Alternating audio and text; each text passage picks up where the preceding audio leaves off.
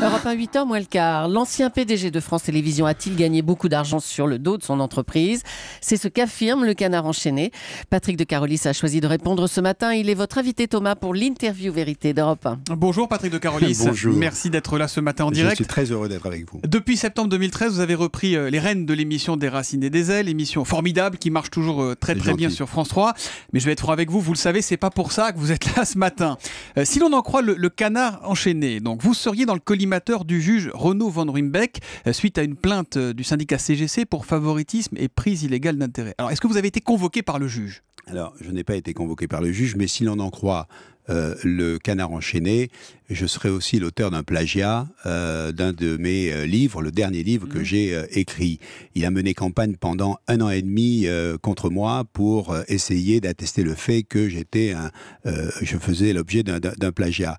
Il y a eu un procès, j'ai été totalement blanchi par la justice. Ça, c'est réglé. Ça, c'est réglé. J'attends toujours les excuses. Attendez, j'attends toujours les excuses du Canard enchaîné là-dessus. Je ne suis pas convoqué par le juge. Il y a une enquête en cours. Est-ce que je peux vous donner un peu la genèse de tout ça? Allez-y. Parce que si j'ai accepté votre invitation ce matin et de sortir un peu de ce silence depuis 3 ans, c'est que je trouve que la coupe est pleine. Une personne, pour ne pas dire un individu, qui a d'ailleurs été remercié par mon prédécesseur, Marc Tessier, s'amuse depuis quelques années à jouer du bal-trap avec tous les présidents de France Télévisions. Il l'a fait avec Marc Tessier, il le fait avec moi, il le fait actuellement avec le président Rémi Fimelin. La justice le sait. C'est le syndicaliste de la CGC, puisque ceux qui ont porté plainte. Par exemple. Ce monsieur estime et essaie d'accréditer le fait que j'aurais passé des contrats illicites pendant mon mandat, après mon mandat, avec des entreprises. Exemple, il dit que vous avez une boîte qui s'appelle Patrick de Carolis Consulting et que vous avez été conseiller artistique pour Des Racines et des Ailes. C'est beaucoup plus large que ça, Thomas. Laissez-moi expliquer. Il faut qu'on réponde un peu point par point, parce que sinon on va noyer le poisson. Je fais la genèse et après je réponds à toutes vos questions. Ce monsieur va de rédaction en rédaction pour attester le fait que j'aurais pu passer ces contrats illicites. Il porte plainte. En 2011, il y a comment ça s'appelle, la direction financière qui n'est pas France Télé. Non, pas de France Télé, c'est la justice qui s'occupe, qui mène une enquête pendant 9 mois. Le procureur estime qu'il n'y a rien et classe l'affaire.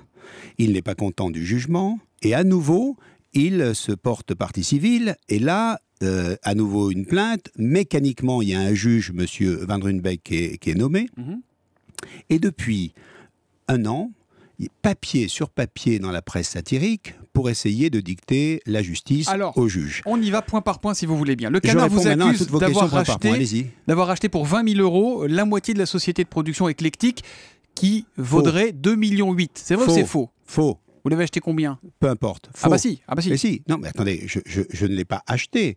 Vous avez acheté la moitié, pris la moitié des parts pour 20 000 €. C'est ce que dit le Canard. Attendez, c'est pas le problème. Le problème, il est beaucoup plus large. Il est qu'on m'accuse aujourd'hui, avec France Télévisions, d'avoir passé des contrats illicites. C'est grave, c'est faux. Est-ce que vous avez été conseiller artistique pour Des Racines et des Ailes? Bien sûr. Pour 339 000 €? Non. Alors, j'ai été conseiller artistique. Tous les chiffres qui sont donnés dans le Canard sont exagérés et faux. On dit que j'ai touché, je crois, 7 millions, c'est ça? Au total, ils estiment que c'est 8 millions. 8 millions. Vous vous rendez compte ce que c'est que 7 millions 9, près de 8 millions. Vous vous rendez compte ce que c'est que 8 millions?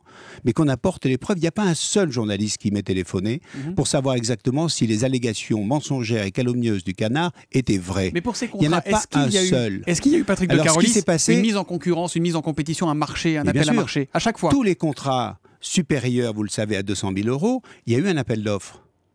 Le Canard dit le contraire. Donc le Canard dit des bêtises là-dessus. Laissons faire la justice, laissons faire le travail du juge Van Ruymbeck. Et moi, j'ai confiance. Et je suis extrêmement serein là-dessus.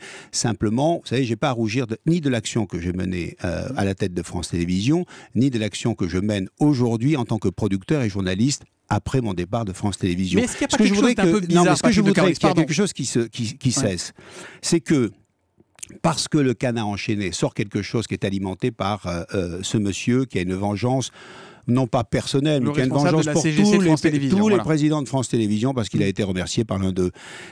Qu'on arrête de prendre ça pour parole d'évangile, qu'on téléphone aux gens, qu'on laisse travailler la justice, qu'on m'appelle quand on fait un papier comme ça pour savoir si le chiffre que vous citez est vrai, si le chiffre... C'est ce qu'on a fait, c'est pour ça que vous êtes là, Patrick de Carolis. Mais est-ce qu'il n'y a pas quelque chose d'un peu bizarre quand même qu'un ancien patron de France Télévisions puisse passer des contrats avec le nouveau patron de France Télévisions? Est-ce qu'il n'y a pas une sorte de conflit d'intérêts? Est-ce qu'il serait anormal que je cesse de travailler parce que j'ai été président de France Télévisions? Quand j'ai quitté mes fonctions, j'étais mandataire social. J'ai quitté mes fonctions, je ne suis pas fonctionnaire, je n'ai pas pu... aller et retourner dans un corps de fonctionnaires comme l'inspecteur des finances. Donc, je suis là pour refaire mon travail de simple journaliste et de producteur. Donc, je passe des contrats avec TF1, avec M6, avec Canal, avec tout le secteur. Les contrats sont un peu plus juteux et un peu plus favorables avec France Télévisions. Personnellement, vous trouvez anormal que je travaille sur le service public ? Personnellement, vous trouvez anormal que je crée une nouvelle émission comme Le Grand Tour, culturelle, artistique, sur le service public? Vous trouvez ça anormal? Qu'est-ce qu'il y a de choquant là-dedans? Mais parlons-en, qu'est-ce qu'il y a de choquant? Ce qui peut surprendre... Est-ce que vous ne pensez pas que mon image et tout mon travail depuis une quarantaine d'années à la télévision a été fait pour défendre les valeurs du service public, et ce serait anormal qu'aujourd'hui je ne travaille pas sur le service public? C'est ça qu'on veut me reprocher? C'est pas le fait que vous ne travaillez pas, c'est les conditions dans lesquelles vous travaillez. Mais les conditions sont totalement claires. Pour vous, c'est clair et net. Mais bien sûr, j'ai d'abord eu un contrat de travail avec France Télévisions de conseiller sur l'émission. Pendant mon contrat qui a duré 1 an, l'émission a gagné 1 million de téléspectateurs. Ensuite, France Télévisions a confié un nouveau challenge à Louis Laforge et m'a proposé de présenter à nouveau l'émission. Quelque chose d'étrange là-dedans? Je ne suis pas légitime pour présenter cette émission? Est-ce que vous pourriez retourner à la présidence de France Télévisions et être candidat pour 2015? Ah, mais c'est peut-être ce qu'on essaie. Pourquoi il y a cette campagne? Moi, j'essaie de me dire, mais pourquoi il y a cette campagne? Est-ce que vous avez envie d'y retourner, vous? Mais non, attendez, j'ai pas du tout envie d'y retourner. Moi, tout ça, c'est du passé. Je ne suis candidat à rien et je ne veux surtout pas être aussi le paratonnerre de qui que ce soit. Eh bien, on a entendu vos arguments, Patrick de Carolis. Merci d'être venu les défendre ce matin en direct sur Europe 1. Bonne journée à vous.